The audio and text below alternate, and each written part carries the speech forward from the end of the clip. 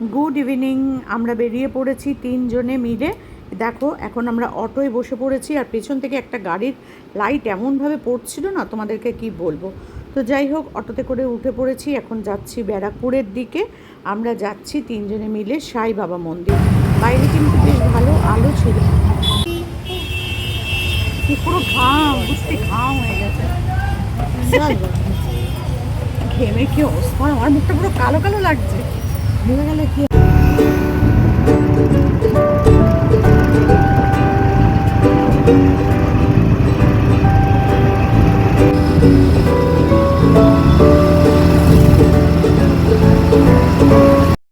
Auto থেকে নেমে পড়লাম। নেমেই মন্দিরের ডান দিকেই ঢোকার মুখেই একটা সুন্দর ডালার দোকান, যেখান থেকে তুমি প্রসাদ নিয়ে মানে পুজোর ডালা নিয়ে তুমি পুজো দিতে পারো।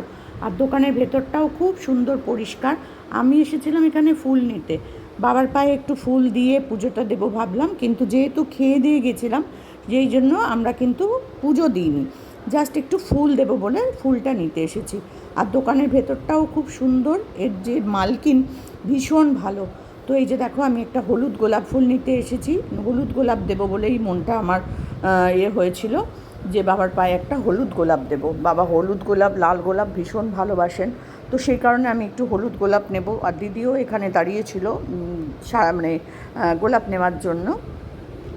তো আমি হলুদ গোলাপ নিয়েছিলাম আর হাত দিয়ে দিয়ে দেখাচ্ছিলাম যে আমাকে এই হলুদ গোলাপটা দিন।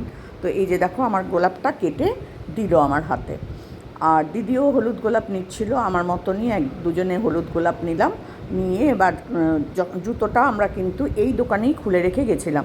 এই দোকানের যে মালকিন উনিই বললেন যে দোকানে আমরা প্রথমে নিচ্ছিলাম না, সোজা চলে যাচ্ছিলাম। তো উনি ডেকে বললেন যে দিদি জুতোটা আমার দোকানে খুলে রেখে যান, কোনো অসুবিধা নেই, কিছু নিতে হবে না। কিন্তু এই যে ইনি হচ্ছেন দোকানের মালকিন। তো যাই হোক, দোকান থেকে জিনিসটা মানে ফুলটা নিয়ে আমরা দুজনে তিনজনে, এই যে পিঙ্কি, আমি আর দিদি, তিনজনে হাঁটতে হাঁটতে ঢুকছি। আর বেশ কিন্তু ভিড় বা ভেতরটা, কিছু মানুষ বেরিয়েও গেছে। আর আমাদের যেহেতু সন্ধে হয়ে গেছিলো, তো চারিদিকটা আলোতে এত সুন্দর লাগছিল মন্দিরটা, তোমাদেরকে কি বলবো। আর পাশেই কিন্তু রাজা বিস্কুটের কোম্পানি, মানে ওই কারখানাটা, সেখান থেকে বিস্কুটের একটা সুন্দর গন্ধ পুরো মন্দিরটা জুড়ে রয়েছে, জানো তো। আর মাঝখানে রয়েছে সুন্দর করে বাগান, কিন্তু বাগানের কাছে ভেতরে কোনো আলো নেই। তো যদি ভেতরটাতেও একটু বেশ বড় বড় সার্চ লাইটের মতন আলো দিয়ে বাগানটাতে ফেলতো না, মনে হয় আরও বেশি ভালো লাগতো। বাগানের জায়গাটা বেশ অন্ধকার। আর এই যে আমার হলুদ গোলাপটা, আর আমিও একটু তোমাদের ভেতরের ফুলগুলো দেখিয়ে দিলাম, কারণ ভেতরটা অন্ধকার অন্ধকার, তবুও যে আলো পড়ছে সেই আলোতেই তোমাদের দেখালাম। দেখো কি সুন্দর। এরপরে যেদিন আসবো না, আলো থাকতে থাকতে আসবো, তাহলে তোমাদের আরও ভালো করে দেখাতে পারবো। দুই পাশেই কিন্তু ফুলের বাগান ভর্তি, কিন্তু আমি আর ওই সাইডে যাইনি। তো এবার আমরা মন্দিরে ঢুকছি, দেখো সিঁড়িগুলোতে পর্যন্ত লাইট লাগানো, খুব ভালো লাগছিল। আর এত পরিষ্কার, তোমাদেরকে কি বলবো।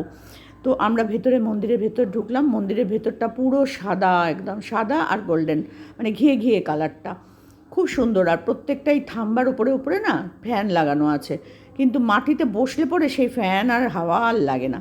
তো আমি না ভুল করে সামনের দিকে এগিয়ে গেছিলাম, আবার পেছন দিকে ব্যাক করে এই যে দেখো রেলিংয়ের যে জায়গাটা, এইখান দিয়ে আমি আবার ঢুকে পড়লাম, কারণ এখান দিয়েই যেতে হবে বাবার কাছ অবধি। তো পুজো দিতে গেলে সবসময় এই লাইন ধরেই যেতে হবে, আর দর্শন করার জন্য হলে সামনে দিয়ে সোজা। তো আমিও যাচ্ছি দেখো মন্দিরের ভেতর দিয়ে, মানে লাইন দিয়ে।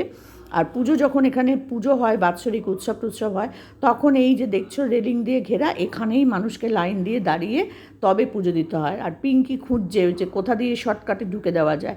এই দেখো শর্টকাটে চেষ্টা করছে, কিন্তু হলো না। কী আর করবে, আবার ওরা ওই পুরনো দিক, মানে পুরো ওই দিক দিয়ে ওদের ঘুরে আসতে হবে। আর আমি চলে এসেছি একদম বাবার সামনে, মেন দরজায়, দেখো একদম সামনে চলে এসেছি। কী যে ভালো লাগছে। আর দেখো মাথার ওপরের গম্বুজটা প্রচুর উঁচু, কিন্তু বেশ উঁচু, ক্যামেরায় অত দেখা যাচ্ছে না, কিন্তু বেশ উঁচু। তো আমিও চলে এলাম বাবার সামনে, ফুলটা হাতে নিয়ে সবাই ওখানে ফুল দিচ্ছে, মালা দিচ্ছে, আমিও আস্তে আস্তে এগোচ্ছি। তো একদম সামনে দুটো পা রাখা আছে বাবার, এই যে এখানে শ্বেত পাথরের ওপরে দুটো সাদা করে পা।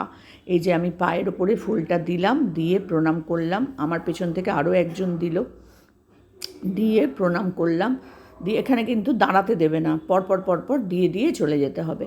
তো আমিও আস্তে আস্তে আস্তে আস্তে বেরিয়ে আসলাম, আর বেরোনোর জায়গাটা কিন্তু এখান দিয়ে বেরোনো। তো বেরিয়ে পড়লাম, বেরিয়ে এবার জায়গা খুঁজছি যে কোথায় একটু বসা যায়। দেখো কত মানুষ এখানে বসে আছে, প্রণাম করছে, চুপচাপ বসে বসে নিজের মানে মনের কথা জানাচ্ছে। আবার কেউ কেউ বেশ গল্প গুজবেও মেতে উঠেছে, বুঝেছো। তো আমিও দেখতে দেখতে চারপাশ দেখতে দেখতে আসছি কোথায় বসবো কোথায় বসবো। তো একটা জায়গা খুঁজে শেষ পর্যন্ত পেলাম যেখানটায় গিয়ে একটু বসা যায়। তো হাওয়াটা লাগলে এরকম জায়গায়, আর কি প্রচণ্ড যে গরম তোমাদেরকে কি বলবো, বাবারে বাবা।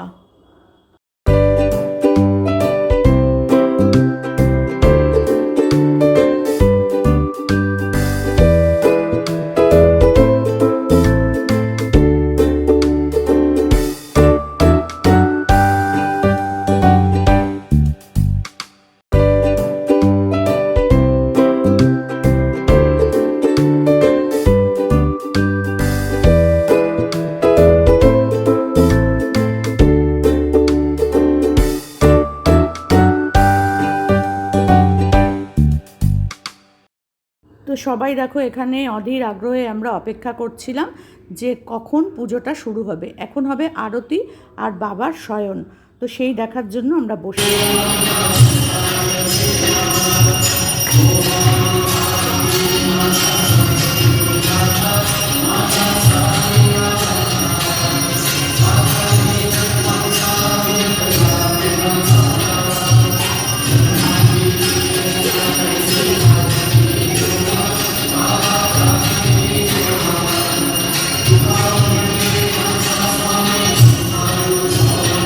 এখানে এখন চলছে আরতি। এখানে আরতি হওয়ার পর বাবার পা টিপে দেওয়া হলো, দুটো পা হাত সব সুন্দর করে দুজন মিলে টিপে দেওয়া হলো। টিপে দেওয়ার পর বাবার বিছানা করে দেওয়া হলো। সেই ভিডিওগুলো আমি করেছিলাম, কিন্তু কি করে জানি না ভিডিওগুলো ডিলিট হয়ে যায়। হয়তো বাবাই চায়নি তার শয়ন দৃশ্যটা এরমভাবে দেখানোর জন্য। তো যাই হোক, বাবা যদি ভুল করে থাকি ক্ষমা করে দিও আমায়। তো তোমাদের সাথে সবটাই শেয়ার করলাম যতটা আমি মন্দির থেকে বেরিয়ে আমরা চলে এলাম সোদপুর একটু শ্রীনিকেতনে যাব বলে। আর পাশে হচ্ছে মদনমোহন মিষ্টির দোকান, ওখানে একটুখানি দাঁড়িয়েছিলাম কারণ ওখানে আমরা প্রচুর খেতাম বাবা মার সাথে মিষ্টি। তো দেখো পাশেই আছে শ্রীনিকেতন, ওখানেই ঢুকবো। তো সব ঘুরে টুরে আমরা এবার ট্রেনে উঠে পড়েছি। আর ট্রেনে ভিড় ছিল না, মোটামুটি দাঁড়িয়েই এসেছি, বসার জায়গা খুব একটা ছিল না। তো দাঁড়িয়ে দাঁড়িয়েই চলে এলাম বাড়ি। ট্রেন থেকে নেমে রুটি তড়কা নিয়ে একেবারে চলে এলাম রুমালি রুটি ডিম তড়কা।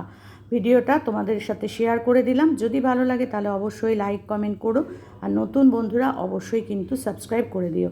তো আমার রাত্রিরের খাবারটাও তোমাদের সাথে শেয়ার করে দিলাম, রুটি তড়কা।